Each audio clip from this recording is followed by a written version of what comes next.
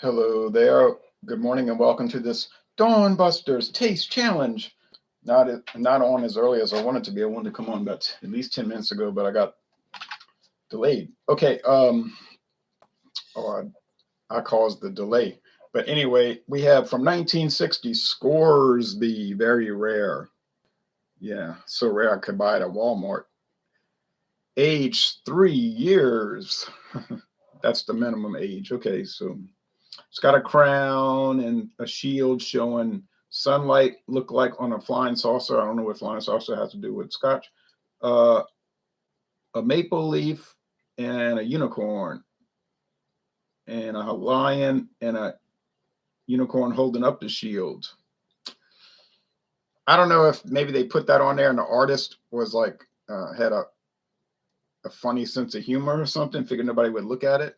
And whoever wrote the commentary on the bottle had a good sense of humor. The connoisseur Scotch whiskey. Oh man, and only $16, and it's the connoisseur Scotch whiskey. This delightful blend of selected rare, light-bodied whiskeys possesses mellowness to please the exacting taste of the connoisseur.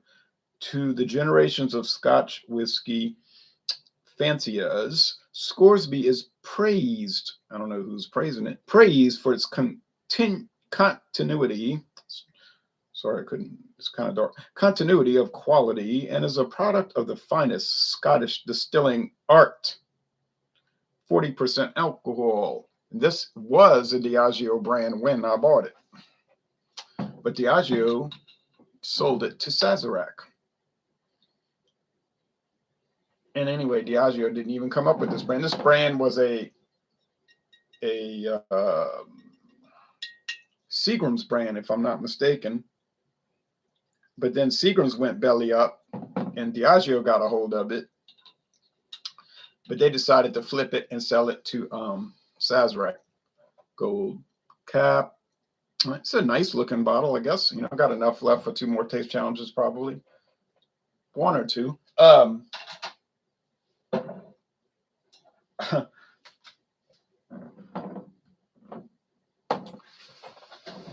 When I say they bought it, they just bought the brand and the recipe, the rights to the brand, because there's no Scoresby distillery, there's no Scoresby company. You understand?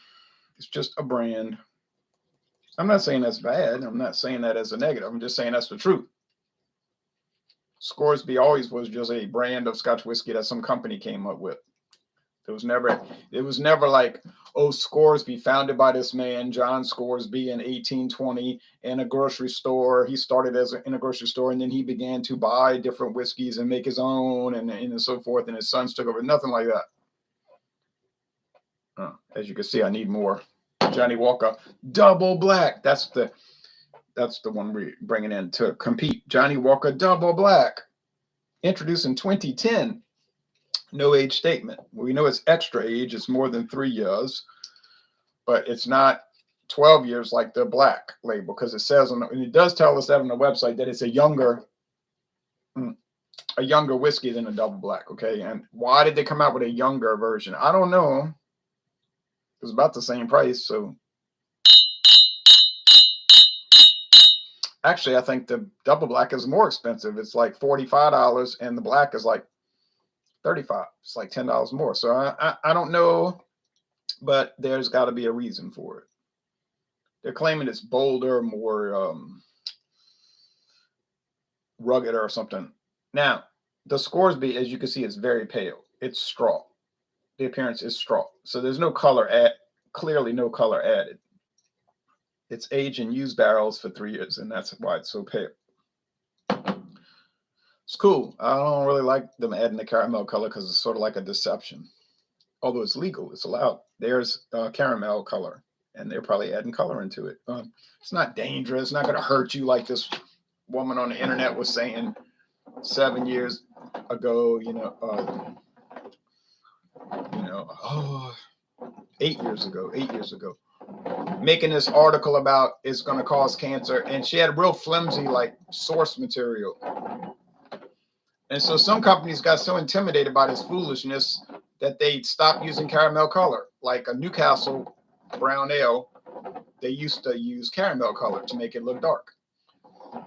And then they said, oh, well, we're going to start using roasted malts to give it a naturally dark flavor. So I guess that's something good that came out of it, even though the story itself was stupid. That they started, at least they started using. Now there's some roasted malts. There's some American beers. I know about the whiskeys, but the beers, they'll be dark. Like you'll look at them, you say it's dark, but then you taste it and it's like, I don't know, it just tastes like regular beer, like regular yellow fizzy stuff, as people call it, which I guess it is yellow fizzy stuff. I'm not going to name the brand names, but I could. I'm thinking of one in Pennsylvania, one in Texas, and you taste it, and it's like, this tastes like regular old beer that they just added color into. Did they add color? You know, and they don't say on the website. So I said, did they add color into it? I never said they add color into it. I asked the question, did they add color into it, or do they add color into it? And some commentators, some viewers got very hostile and angry. You know, they do not add color in, and they were all loud about it. I said, well, how do you know that? Well, I know, but they never provided any evidence to back up their claim. Maybe they're right, but I mean, you know, you could say, oh yeah, I know. Well, you know it, but you can't actually quantify it. You know, I know these are made in Scotland because it says on the bottle. I know they're 40% alcohol. It says on the bottle. That's a primary source. All right. It's not, well, somebody said, I got a friend in the industry and he told me, no, it says on the bottle. I know one is from Diageo and one's from Sazerac. Same thing, primary source. Okay. This ain't going to be much of a challenge because one's going to taste and not smell smoky really, but it's going to taste smoky and the other one isn't. Let's see, $16 a bottle for Scoresby versus $45 for Double Black. Let's see, $35, $29 more. Is it going to be $29 better? You know, that's a lot of money, $29. I don't think it's going to be $29 better. It'll be better though. Would I pay $29 more? Probably, because I would like those flavors. Even though I would know it's not really $29 better. All right. This smells like fermented musty cereal grains. Fermented musty cereal grains. You say peatiness like compost. Kind of like that, but kind of like just regular standard whiskey smell. Because all these whiskeys, American, Canadian, Irish, Scotch, and so forth, they have that kind of fermented cereal grain smell. Because you know they take the beer and make it into whiskey. They actually make beer first and turn it into whiskey. But it's not beer that you would drink at the store, that you would go to the store and buy because they got no hops added to it. This is smoky in the nose, so it's Johnnie Walker Double Black. I got it right. But how could you get it wrong? You're not going to get it wrong. It's impossible unless you have no ability whatsoever to taste one from the other. I do have the ability, and I got it right. Now let's taste it just as a matter of course.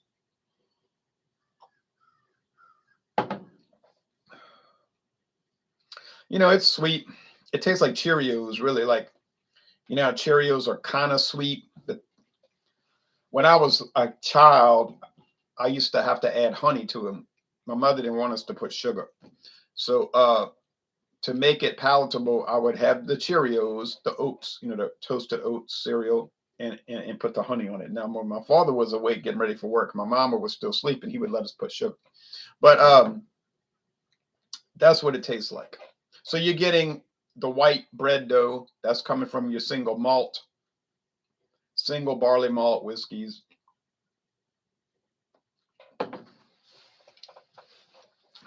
And it's got a little grain alcohol bite. It's young, 3 years. Actually, the bite is coming in more as you sip it. The grain alcohol bite starts to get a little jagged in the sip, like a jackhammer. But not that harsh, but it's there. And is this a sipping whiskey like they're claiming on the bottle, the connoisseur's whiskey and all of that? I don't think so. I think it's just like a mixer. Buy it to mix. But they sell it at, like I said, they sell it at Walmart and other stores around here. I don't think Mathern's has it, but other stores have it. And you know, here and there, it's not everybody has it, but some people have it. I know International Market does. Some stores got the jug. Well, that's all Walmart has, the handle bottle. Big plastic bottle.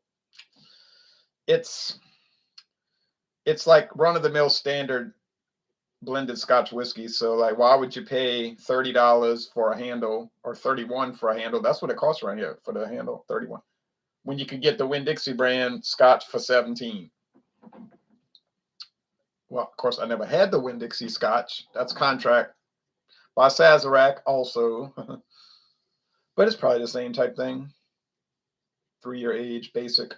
But like I said probably the same type thing. I cannot say because I never had it. I never had the McCormick blended Scotch. I never had the Grand Legacy blended Scotch that they sell at CVS Pharmacy. But those are dark caramel color.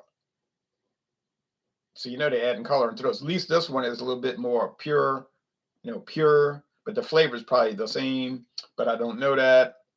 But it sure tastes a lot like the other Scotches I've had, these run-of-the-mill ones. But not bad, not bad, not bad, not bad, not bad, not bad. But nothing exciting by any stretch of the imagination. Their slogan ought to be doing it dull since 1960. Doing it dull since 1960. That's fine. A lot of people like dull products. No problem. All right, taste here. Cheers.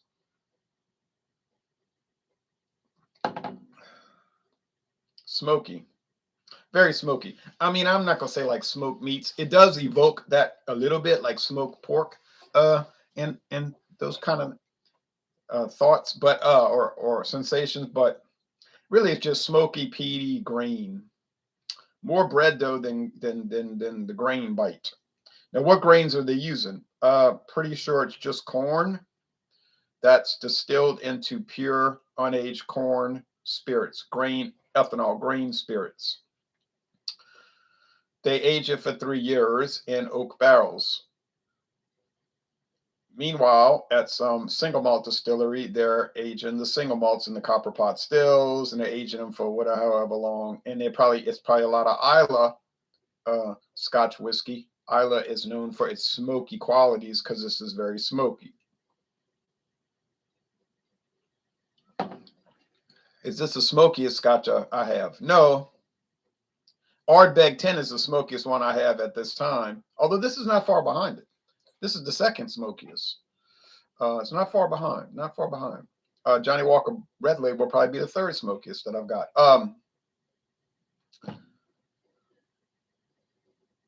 There are some other Islas I had, but I hadn't opened them yet. I haven't tried them, so I can't say.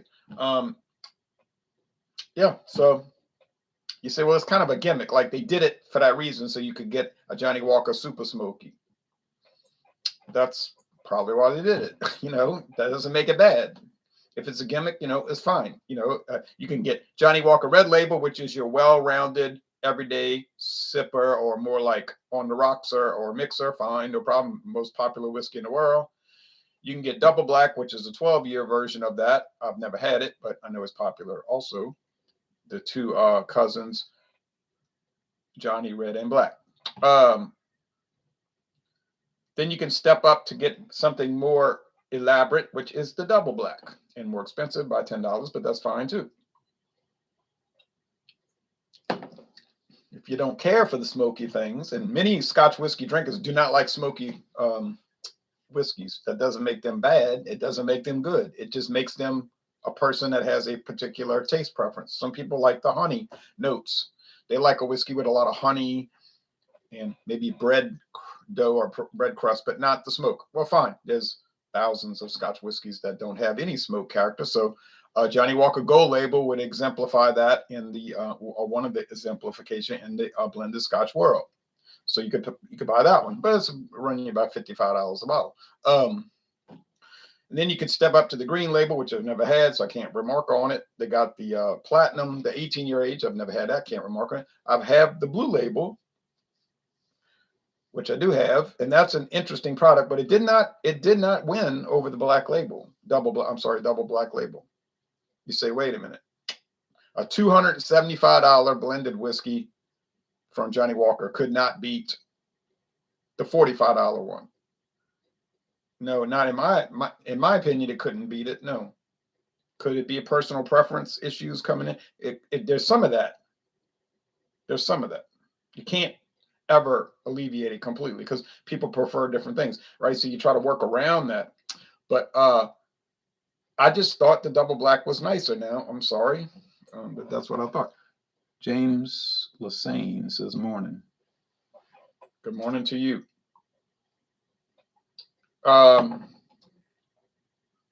So yeah, that's just. But here it's not really a personal preference thing. It is a quality issue. But then why should I be shocked? Everybody knows this $16 Scoresby is just run of the mill stuff. Not saying bad, but certainly not anything you'd be wanting to look for. I don't know why you want to track it down. I sure never tracked it down. I just saw it on the shelf, and I said, I'll buy it. I wasn't buying a handle. Walmart had the handle. I said, I'm not buying a big jug bottle of that, which I know nothing about it, and there's no website listing, so I'm definitely not going to buy it unless I find a regular size bottle. And I went to International Market, and they had the regular size bottle for $16. Johnny Neely said in Georgia, it's like $9. And he says like $20 for the handle. Well, it's more expensive in Louisiana for whatever reason. Okay, so am I sorry I bought it? No, I'm not sorry I bought it. I'm certainly not excited about buying it. There's better scotches for cheaper. I could save $4, $4, whatever, and get Clan McGregor from William Grant & Son. To me, Clan McGregor has a lot more character than that Scoresby. I don't really like Grant's Triple Wood Family Reserve. It's better than I used to say it was. I used to have a real hostile opinion about it, but it kind of grew on me. But I still rather drink the Clan McGregor, which is sort of like their economy brand. Maybe the best economy brand on the market.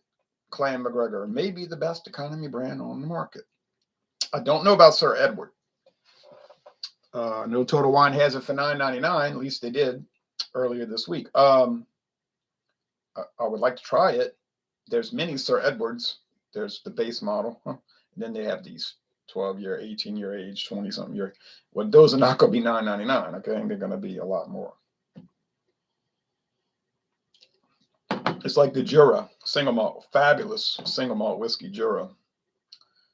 I got it for $21.99. Great price. But then right next to it is a $150 version. I think it's the Jura 18-year age, $150. I can't comment on it because I never had it, but I can comment on the price because I know it was $150.